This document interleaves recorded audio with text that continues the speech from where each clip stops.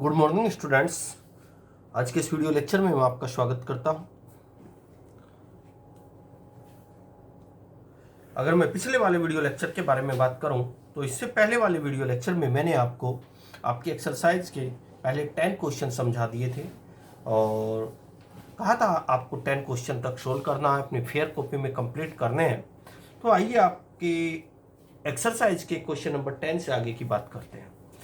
अगर मैं question number 12 के बारे में बात करूं, in figure P and Q are points on the side AB and AC, यानी कि हमारे पास कोई ट्रायंगल है ABC। जो P पॉइंट है वो AB पर लाई कर रहा है, जो Q पॉइंट है वो AC पर लाई कर रहा है। उप ट्रायंगल ABC लिखा हुआ है लास्ट में, उप triangle ABC such that AP is equal 3.5 centimetre. AP की जो लेंथ है वो 3.5 सेंटीमीटर है। PB की जो लेंथ है वो 7 सेंटीमीटर है। PB की लेंथ 7 सेंटीमीटर है। AQ की लेंथ जो है वो 3 सेंटीमीटर है।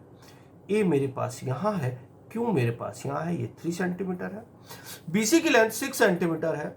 BC कहाँ है भाई BC, ये QC की लेंथ आपके पास 6 सेंटीमीटर है। PQ की लेंथ 4.5 सेंटीमीटर है। PQ की लेंथ 4.5 सेंटीमीटर है। मुझसे PC की लेंथ पूछी गई है। यानी कि एक तरह से आपको कोई एक ट्रायंगल दे दिया गया है ABC। जो P पॉइंट है वो AB पर लाई कर रहा है, जो Q पॉइंट है वो AC पर लाई कर रहा है। P से Q को मीट किया गया है, फिर इनकी साइडों की लेंथ वगैरह दी गई है। इतनी कुल मिला के मुझे इतनी सारी चीजें देने के बाद ये पूछा गया है कि बताइए BC की लेंथ क्या है।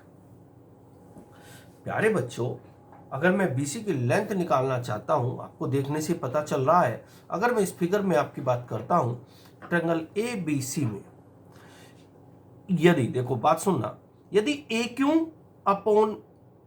अपॉन QC इज इक्वल हो जाए AP अपॉन PB के, यानी कि यदि AQ का QC से रेशो, AP का PB से रेशो एक दूसरे के इक्वल आ जाए, तो हम कहेंगे कि ट्रायंगल एक तरह से कि QP पैरेलल टू BC के हैं, यानी कि QP BC के पैरेलल है। वो ट्रायंगल ACB दोनों के दोनों ट्रायंगल कॉन्ग्रुएंट है, वो सिमिलर है बच्चों। कैसे है? सिमिलर।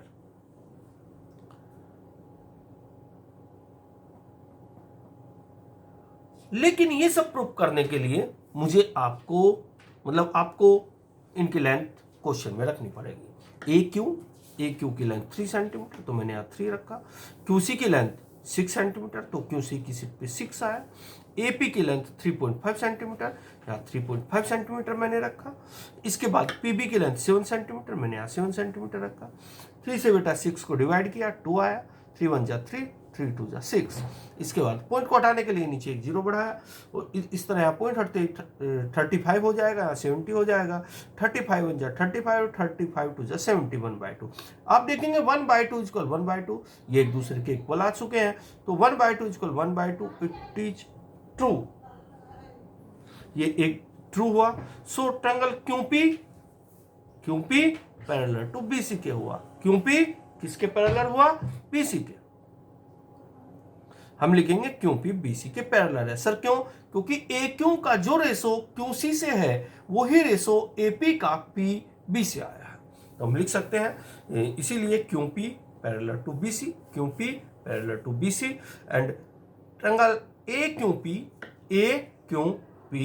और ट्रायंगल ACB, ये दोनों एक दूसरे के प्यारे बच्चों सिमिलर हो जाएंगे। अगर ये दोनों ट्रायंगल एक दूसरे के सिमिलर है, तो हमने पढ़ा है अगर कोई दो ट्रायंगल एक दूसरे के सिमिलर होते हैं तो दोनों ट्रायंगल की कोरस्पोंडिंग साइड का रेशो एक दूसरे के इक्वल होता है। अगर कोई दो ट्रायंगल एक दूसरे के सिमिलर है बच्चों, तो उनकी कोरस्पोंडिंग साइड का रेशो एक दूसरे के इक्वल होता है। अभी हमने प्रूव किया कि ट्रायंगल AQP और ट्रायंगल ACB दोनों एक दूसरे के सिमिलर हैं, तो उनकी कोरस्पोंडिंग साइड का रेशो एक दूसरे के इक्वल होगा। अगर मैं AQ का देखूं तो AQ की कोरस्पोंडिंग साइड, जब मैं ट्रायंगल AQP और ट्रायंगल ए सी बी दोनों अलग अलग बनाऊं तो ए क्यू की कोरस्पॉन्डिंग साइड ए सी बनेगी, तो मैंने यहां लिखा ए क्यू अपॉन ए सी, और क्यू पी की कोरस्पॉन्डिंग साइड बी सी बनेगी, तो मैं लिख सकता हूं ए क्यू अपॉन ए सी, क्योंकि ए क्यू की कोरस्पॉन्डिंग साइड ए सी है। जब आप दोनों ट्रायंगल ए क्यू पी और ए सी बी दोनों को एक दूसरे के बराबर बराबर बनाओगे तब आपको कोरस्पॉन्डिंग साइड का एहसास होगा। तो A Q upon A C is equal हो जाएगा Q P upon B C. यही बात बच्चों मैंने यहां लिखी है। अब ए क्यू की वैल्यू मैंने 3 रखी यहां से उठा के, ए क्यू की वैल्यू 3 है, ए सी की वैल्यू टोटल ए सी की वैल्यू 3a और 6a, टोटल ए सी की वैल्यू बच्चों 9 सेंटीमीटर है, तो यहां मैंने 9 रखा। क्यू पी की वैल्यू 4.5 सेंटीमीटर है, तो बच्चों मैंने यहाँ क्यू पी की सीट पे 4.5 सेंटीमीटर बैठाया। बी सी मैंने एज इट इज रखा। इसके बाद मैंने 3 से इसको कैंसिल आउट किया, 3 1 जा 3 और 3 से इसको डिवाइड किया, 3 आया, 3 9 जा 3 आ जाएगा, 4.56 as it is, B C as it is. अब मैंने क्रॉस मल्टीप्लाई किया, जब मैं क्रॉस मल्टीप्लाई करता हूं तो बीसी की 1 में मल्टीप्लाई करनी पड़ेगी, बीसी आ जाएगा, और 4.5 की 3 में मल्टीप्लाई करनी पड़ेगी, तो 3 इंटू 4.5 दोनों की मल्टीप्लाई करोगे तो 13.5 सेंटीमीटर मुझे बीसी निकालना था। बीसी मेरा निकल चुका है। एक बार और क्वेश्चन पर डिस्कस करते हैं बच्चों। मुझे क्वेश्चन में दिया गया है कि आपका कोई ट्रायंगल एबीसी है, तो मैंने एक ट्रायंगल एबीसी लिया। फिर आगे बताया है कि जो P पॉइंट है वो AB पर लाई कर रहा है, यानी कि AB पर कोई पॉइंट P है, और Q जो पॉइंट है वो AC पर लाई कर रहा है, तो AC पर मैंने Q पॉइंट लिया। इसके बाद फिर मुझे इनकी लेंथ वगैरह दे दी गई है। AP की लेंथ 3.5 सेंटीमीटर, PB की लेंथ 7 सेंटीमीटर, AQ की लेंथ 3 सेंटीमीटर, QC की लेंथ 6 सेंटीमीटर, QP की लेंथ 4.5 सेंटीमीटर, बीसी की लेंथ मुझे निकालनी है। बच्चों एक तरह से यहां 2 सिमिलर ट्रायंगल आपको नजर आ रहे हैं, लेकिन पहले उन दोनों ट्रायंगल को आपको सिमिलर प्रूव करना पड़ेगा। तो मैंने क्या किया, एक बार ट्रायंगल ए क्यू पी को देखा और एक triangle A B C A C B को देखा, एक बार ए क्यू पी को देखा, एक बार ए सी बी को देखा। इन दोनों ट्रायंगल को मैंने कंपेयर करना शुरू किया। कंपेयर करने का मतलब मैंने AC का AQ का QC से और AP का PB से रेशो निकाला। ये बात मैंने यहां लिखा। अगर मेरे पास AQ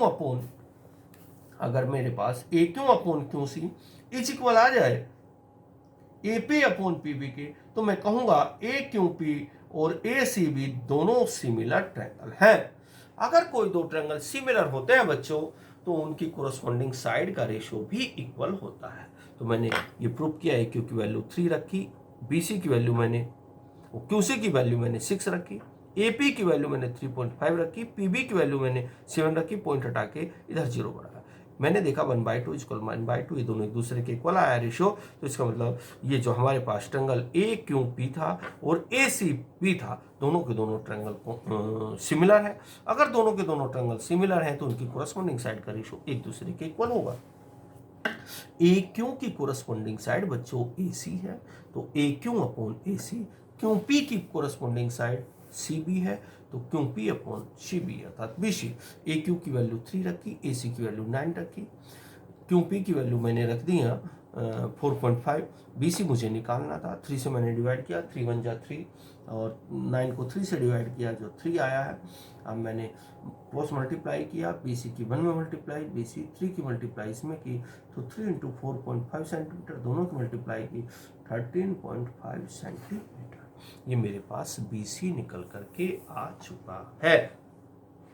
बी सी ही मुझे बात निकालना था। आइए अगले क्वेश्चन के बारे में बात करते हैं बच्चों।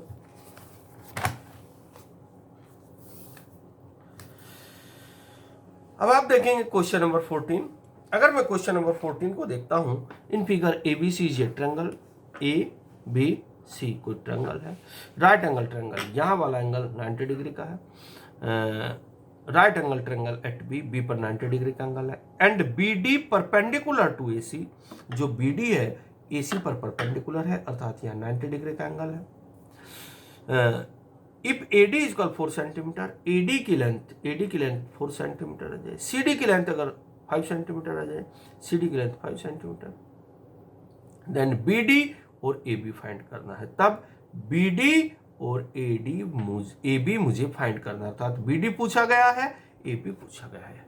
ये पिक्चर मुझे बना करके बुक में दे दी गई है।